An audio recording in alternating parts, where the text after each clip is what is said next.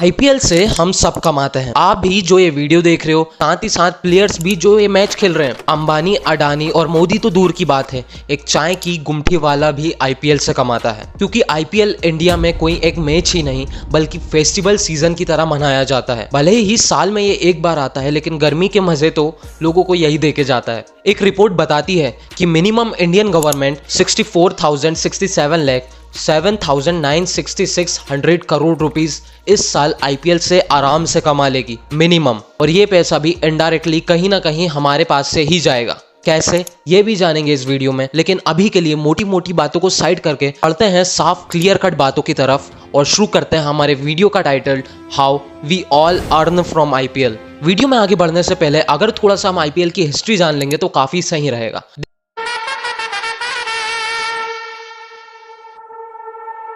देखिए, IPL launch हुआ 2008 में और ये हमारे लिए, हमारे इंडिया के लिए प्राउड की बात होनी चाहिए कि ये पूरे वर्ल्ड में सेकंड नंबर पर रैंक करता है लीग गेम्स में। फर्स्ट पर है एनएफएल, नेशनल फुटबॉल लीग, वहीं सेकंड पर है हमारा आईपीएल और वहीं थर्ड पर आता है ईपीएल यानी कि इंग्लिश प्रीमियर लीग। आईपीएल इतना बड़ा है कि हम सोच भी नहीं सकते। आज इसकी टोटल वैल्यूएशन है $8.4 बिलियन। वैसे आपको क्या लगता है, क्या आईपीएल एनएफएल को टेक ओवर कर पाएगा? आने वाले टाइम में कमेंट्स में जरूर बताएं। अब आते हैं मेन मुद्दे पर कि how we Indians earn from IPL. देखो, जैसा कि मैंने बताया था, आईपीएल इंडिया में एक फेस्टिवल की तरह है। जिस तरह क्राउड फेस्टिवल के टाइम पर बाहर निकलती है, मार्केट में निकलती है, पैसा भी खर्च करती है, सेम उसी तरह आईपीएल भी एक फेस्टिवल है इंडिया के लिए। इस फेस्टिवल में भी क्राउड बहुत ज्यादा बाहर निकलती है और अपना एक्सपेंडिचर भी करती है। अगर आप भी अपने फ्रेंड्स के साथ मैच देखना पसंद करते हो तो आप भी कहीं बाहर जाते होगे, किसी होटल का रूम बुक करते होगे या फिर बाहर ढाबे पर ही टीवी लगी हुई होती है, वहीं मैच देखने लगते होगे।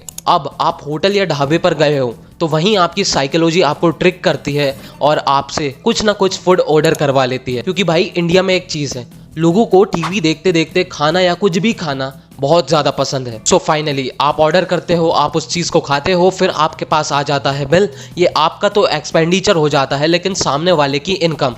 और ये चीज सिर्फ आप ही नहीं कर रहे हो, बल्कि पूरे इंडिया में सोच कर देखो कितने लोग कर रहे होंगे। अब आप कहोगे नहीं भाई, हम तो घर पर ही मैच देखना पसंद करते हैं। तो ऐसे लोग भी बहुत से होंगे जो जोमेटो या स्विगी से ही फूड ऑर्डर कर लिया करते होंगे आईपीएल के दौरान। या फिर अगर हम लोअर सेक्शन में भी देखें तो वो मैगी या फिर पॉपकॉर्न के साथ ही इस आईपीएल को एंजॉय करते होंगे। लेकिन हम सभी आईपीएल के दौरान कुछ ना कुछ एक्सपेंडिचर तो कर ही रहे हैं, चाहे वो ज्यादा डाटा एड ऑन खरीदना हो या चाहे वो ज्यादा टीवी देखना हो, एज टू कंपेयर नॉर्मल। सो कहीं ना कहीं रिलेट कर पा रहे हो ना आप? सो ये सिर्फ आपके एरिया की ही डिमांड नहीं, पूरे इंडिया की डिमांड है। और इंडिया भी कोई छोटी मोटी कंट्री नहीं है भाई, मोस्ट पॉपुलेटेड कंट्री हो चुकी है पूरे वर्ल्ड की। अब तैयार हो जाओ गेम में घुसने के लिए। देखो, इंडिया ने डिमांड करी, इसका फायदा हुआ डायरेक्टली फैक्ट्रीज को, इंडस्ट्रीज को, क्योंकि उनके पास ज्यादा डिमांड आई और उनकी ज्यादा सेल्स भी होंगी। और ऑन द सेम साइड ज्यादा डिमांड है तो ज्यादा लोग भी तो चाहिए रहेंगे उस डिमांड को फुलफिल करने के लिए, ज्यादा वर्कर चाहिए रहेंगे यार। इससे क्या होगा, और ज्यादा एम्प्लॉयमेंट जनरेशन होगा, लोगों की इनकम बढ़ेगी, जो बेरोजगार बैठे थे उनको कुछ कमाने का मौका मिलेगा। अब भाई, इस पर्टिकुलर टाइम ड्यूरेशन में ज्यादा गुड्स प्रोड्यूस होंगे तो हमारे इंडिया की जीडीपी भी बढ़ेगी, जो कि है ग्रॉस डोमेस्टिक प्रोडक्शन। साथ ही साथ कंट्री के लोगों की इनकम भी बढ़ेगी। आई होप अब आपको ये इकोनॉमी का प्रोडक्शन कंजम्पशन गेम समझ में आ गया होगा कि कैसे किसी देश की जीडीपी बढ़ती है या कैसे इन दिस केस हमारे इंडिया की जीडीपी बढ़ेगी। यही नहीं, कई और भी फैक्टर्स है जिसकी वजह से किसी कंट्री की जीडीपी बढ़ती है, बट अभी इन दिस केस यही मेन फैक्टर्स हैं। अब टोटल एस्टिमेशन तो कभी निकला नहीं है कि आईपीएल की वजह से कितने % इंडिया की जीडीपी बढ़ती है, बट यूएस की एक रिपोर्ट के अकॉर्डिंग $3.2 बिलियन की सेल्स जरूर बढ़ती है हमारे इंडिया में, हमारे इंडिया के मार्केट में आईपीएल की वजह से। यही नहीं, टूरिस्ट सेक्टर भी 30% से ज्यादा बढ़ जाता है एज कम्पेयर टू नॉर्मल। अब टूरिस्ट सेक्टर कैसे बढ़ता है, आइए ये भी जान लेते हैं। देखिए, हर टीम में 4 से 5 प्लेयर है फॉरेनर्स, उनकी भी कोई ना कोई फैन फॉलोइंग तो होगी ही, उनके भी फैंस होंगे जैसे एमएस धोनी और विराट कोहली के, जो उनका पीछा करते करते कहीं भी पहुंच जाते हैं। वैसे ही उनके फैंस इंडिया में आते हैं उनका मैच देखने के लिए और यहीं पर स्टे करते हैं जब तक आईपीएल पूरा खत्म नहीं हो जाता। इससे वो मैच देखते तो है ही हैं, साथ ही साथ इंडिया में घूम भी लेते हैं और घूमने पर वो एक्सपेंडिचर भी करते हैं, होटल में रुकते भी हैं, साथ ही साथ इंडिया का फूड भी ट्राई करते हैं। सो ये बाहर से पैसा आया कहाँ, हमारे इंडिया में। लो जी, ये हो गई NFIA net factor earn from abroad. Overall her sector में एक बहुत बड़ा बाउंस देखने को मिलता है। अगर मैं हर एक छोटी चीज आपको बताने लगूं तो शायद ये वीडियो तो कभी खत्म ही ना हो। इतने ज्यादा चेंजेस हो जाते हैं IPL के दौरान इंडियन मार्केट में। लेकिन सभी चेंजेस सडनली नहीं, कुछ चेंजेस साल 2 साल पहले से भी आने लग जाते हैं। जैसे IPL का क्रेज बहुत ज्यादा बढ़ता जा रहा है, तो इसीलिए स्टेडियम भी हर एरिया में बढ़ते जा रहे हैं। अब स्टेडियम कोई एक दिन में तो बन नहीं जाता, साल 2 साल उसमें भी बनने में लग जाते हैं। स्टेडियम बनने के लिए वर्कर्स भी चाहिए रहेंगे, तो ये स्टेडियम बनाने में एक एम्प्लॉयमेंट जनरेशन भी होता है, जिससे डायरेक्टली हम इंडियंस ही कमाते हैं। यही नहीं, हमारे IPL में प्लेयर्स फॉरेन से भी है, तो ये एक वर्ल्ड वाइड अट्रैक्शन बन जाता है। अदर कंट्रीज की न्यूज पर भी आता है और इससे हमारे इंडिया की एक बहुत बढ़िया इमेज बनती है पूरे वर्ल्ड में। अब याद करिए, स्टार्टिंग में मैंने आपसे एक पॉइंट बोला था कि गवर्नमेंट भी कमाती है। तो कैसे कमाती है, आइए जानते हैं। देखिए, हम सबको पता है बिडिंग के दौरान हर एक प्लेयर्स को खरीदा जाता है।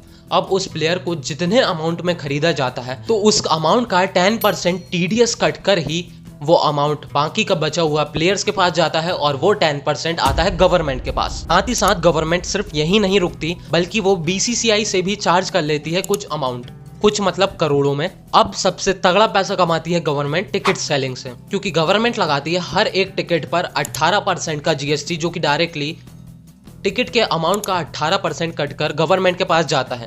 तो चलिए एक एस्टिमेट लगाते हैं कि इस साल सिर्फ टिकट सेलिंग से गवर्नमेंट कितना कमा लेगी। तो ऑन एन एवरेज लेके चलेंगे हम। मान लो किसी स्टेडियम में 30,000 जनता आ सकती है, तो उसके होंगे 30,000 टिकट सोल्ड।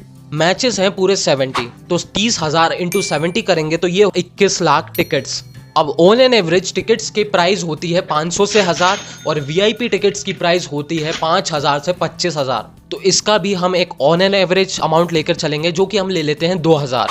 तो पूरे टोटल टिकट्स है 21 लाख। 21 लाख इंटू अगर हम 2000 करेंगे तो ये आएगा 4 अरब 20 करोड़ रुपए।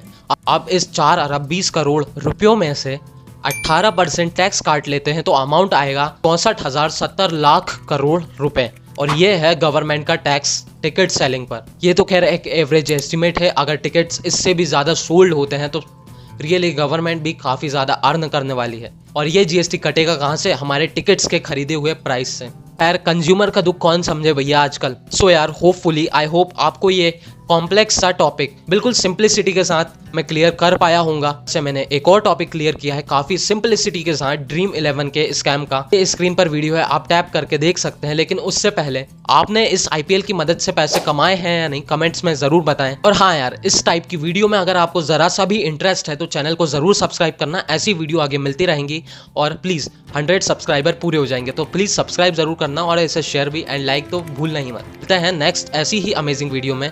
जय हिंद, जय भारत।